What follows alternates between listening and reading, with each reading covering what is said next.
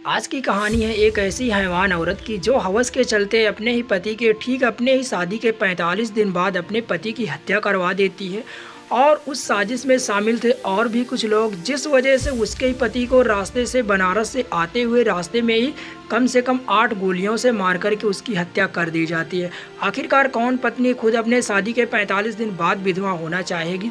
दोस्तों, इस कहानी की वारदात बहुत ही लंबी है और बहुत ही ज़्यादा आप लोगों को जानना ज़रूरी है, क्योंकि आजकल इतना ज़्यादा क्राइम हो रहा है। अगर आप लोग सावधान और सतर्क नहीं रहते तो दोस्तों कहीं अगला नंबर और किसी का ना हो। इस वजह से ऐसी कहानियों को सुनने से आपको कहीं ना कहीं एक सावधानी बरतने को मिलती है। तो चलिए दोस्तों, आज की कहानी की शुरुआत करते हैं। दरअसल ये कहानी है औरंगाबाद में रहने वाले प्रांशु की, जिसकी एक ऐसी लड़की से शादी हो जाती है जिसकी अवैध संबंध उसके फूफा के साथ चल रहे होते हैं। और यहाँ पर प्रांशु जो होता है उसकी शादी अभी हाल ही में 2025 में एक प्राची नाम की लड़की से हो जाती है। और यहाँ पर वह दोनों शादी में काफ़ी ज़्यादा खुश भी थे। बट यहाँ पर उसे नहीं पता था कि उसकी जो बीवी है उसका अफेयर किसी और के साथ चल रहा है। और यहाँ पर प्रांशु जो होता है वह वाराणसी जाता है घूमने के लिए। इसके बाद जो भी उसका काम रहता है वो 24 जून 2025 को वाराणसी से लौटते टाइम जब वो आ रहा होता है तभी वह रास्ते में कॉल करके अपने घर वालों को बताता है कि मम्मी मैं आ रहा हूँ और मैं आने में लेट हो जाऊंगा, इस वजह से जो है आप मेरे दोस्तों को भेज दो ताकि वह मुझे स्टेशन से पिक कर ले। ऐसे ही उसकी माँ जो होती है वह वहीं पास में ही रहने वाले 2 लड़कों को भिजवा देती है स्टेशन प्रांशु को लेने के लिए। और जैसे ही वो लड़के जाते हैं तो प्रांशु को जैसे स्टेशन से पिक कर लेते हैं, वह रास्ते में आ रहे होते हैं कि रास्ते में जहाँ पर सुनसान रास्ता होता है वहाँ पर 2 बाइक वाले आकर के उस बाइक को रुकवाते हैं और प्रांशु से रास्ता पूछने के बहाने बात करने लगते हैं। और इतने में ही ले धड़ाधड़ पूरे 8 फायरिंग जो है प्रांशु के ऊपर कर देते हैं। वह दोनों लड़के जो होते हैं वह खड़े खड़े ये सब नज़ारा देखकर सन्न हो जाते हैं। और यहाँ पर प्रांशु की हत्या करने के बाद वह जो लड़के होते हैं वह कॉल करके बताते हैं कि काम हो गया है। और इतना करने के बाद वह दोनों वहाँ से चले जाते हैं। अब उनके जाने के बाद वहाँ पर खड़े हुए वह 2 लड़के जो होते हैं वह तुरंत पुलिस को कॉल करके बुलाते हैं। पुलिस उस लाश को पोस्टमार्टम के लिए भेज देती है। पोस्टमार्टम से पता चलता है कि उसके ऊपर करीब 8 फायरिंग की गई हैं। और यहाँ पर प्रांशु के बारे में जब भी पुलिस उन दोनों लड़कों से पूछती है तभी वह बताते हैं कि हमारे आंखों सामने वो 2 लड़के आए और बाइक में हमें रुकवा करके प्रांशु के ऊपर गोलीबारी करके चले गए और हम वहाँ पर कुछ नहीं कर सके, क्योंकि पहली बार ऐसा हादसा हमारे साथ हुआ था जिसको हम झेल नहीं पाए और हम वहाँ पर सन्न रह गए। हमारे समझ में ही नहीं आया कि हम क्या करें।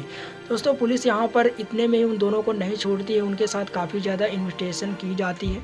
और जब सारी चीज़ें क्लियर हो जाती हैं और जब पुलिस को ऐसा लगता है कि ये दोनों लड़के सेफ हैं तब पुलिस उनको क्लीन चिट दे देती है। और इतना देने के बाद वह लड़के जो है वहाँ से रिहा हो जाते हैं। अब जो पुलिस का शक होता है वह उसके घर परिवार वालों के ऊपर ही जा रहा था, क्योंकि पुलिस को ये चीज़ पता थी कि आखिरकार वो उनका जो परफेक्ट लोकेशन था वह उसके घर वालों को ही पता था, ना कि किसी दूसरे को। तभी यहाँ पर पुलिस का जो शक था वह माँ और भाई के ऊपर नहीं जाता, क्योंकि उनको नहीं लग रहा था कि वह दोनों ये करना चाहेंगे। बट उनकी जो नई नवेली पत्नी थी उसके ऊपर पुलिस का शक जाता है। तभी पुलिस उस रूम को खंगालती है जिस रूम में प्रांशु और उसकी पत्नी रहा करते थे। तभी वहाँ पर उनके हाथ में एक फ़ोन लगता है जिस पर 2 अननोन नंबर से बात हो रही थी। जब वह नंबर का पता लगाया जाता है तब वह नंबर उस लड़की के फूफा का ही निकलता है। और यहाँ पर फूफा का नंबर निकलने के साथ जैसे फूफा की जांच पड़ताल की जाती है तभी पता चलता है कि फूफा पैसों से काफ़ी ज़्यादा रईस भी था और बचपन से ही यहाँ पर रांची जो है वह फूफा के यहाँ ही पली बड़ी है। और इनके जो फूफा हैं वह नेतागिरी में भी काफ़ी आगे हैं। इस वजह से पुलिस जो है जैसे इस नंबर की कॉल डिटेल निकालती है उस रात की, तब पता चलता है कि जिस रात ये हादसा हुआ था तब करीब इस नंबर पर 20 से 30 बार कॉलिंग की गई है। और जितना ज़्यादा कॉलिंग इनके साथ की गई है उतनी ही ज़्यादा बात उनकी पत्नी के द्वारा प्रांशु के साथ भी की गई है। तभी इस बात का जो है खुलासा हो जाता है कि यहाँ पर उनकी पत्नी ने ही करेक्ट एड्रेस देकर के 2 सुपारी किलर को भेजा हुआ है, जिसको एक मोटी रकम दी गई है उसके फूफा जी के द्वारा। और इन दोनों के बीच में अवैध संबंध भी चल रहा है, उसकी फूफा और उसकी भतीजी के बीच में। और वह दोनों एक दूसरे से दूर नहीं रहना चाहते थे, लेकिन यहाँ पर घर में एक बार अवैध संबंध बना रहे थे। तभी उनकी बुआ देख लेती है, जिस वजह से वह बुआ जो है अब अपनी भतीजी को अपने भाई के यहाँ भिजवा देती है और भाई को सारी सच्चाई बता देती है। और उनके जो पिता होते हैं वह रांची की शादी जो है प्रांशु के साथ कर देते हैं। तो दोस्तों कहीं न कहीं इस घटना में सारे के सारे लोग जो है दोषी है, क्योंकि जब इन लोगों को पता था कि यहाँ पर फूफा और भतीजे में कुछ चल रहा है, तब बेचारे प्रांशु को इस बीच में नहीं फँसाना चाहिए था दोस्तों। अब आप लोग यहाँ पर देख सकते हो इन दोनों के चलते ही यहाँ पर प्रांशु जो है बेचारा निर्दोष होते हुए भी मौत के घाट उतर जाता है। और दोस्तों आज के डेट पर बहुत ही ज़्यादा ऐसे मामले सामने आ रहे हैं